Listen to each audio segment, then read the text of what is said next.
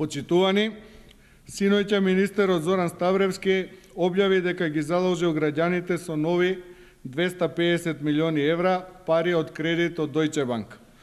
Наместо министерот за финансии да се засрами од овој поразителен факт, тој се обидува да го прикаже како потврда за реномето на државата. Напротив, министерот Зоран Ставревски призна дека само по 3 месеци буџетот колабира, а државата мора дополнително да се задолжи. Да го прифаташе владата инсистирањето на Социјалдемократскиот сојуз да се откаже од непродуктивните трошоци во буџетот, сега немаше да има потреба од кредити. Спротивно од ова, власта одлучи да се ги задржи спомениците, рекламите и фасадите, а за тоа да ги задолжи граѓаните со нови 250 милиони евра. Да беше ова одлука на менаџер во приватна компанија, министерот Зоран Ставревски досега ќе добиеше отказ.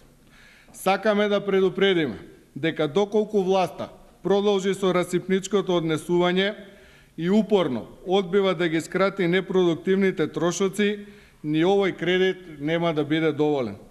Добар домаќин не остава долгови на своите деца.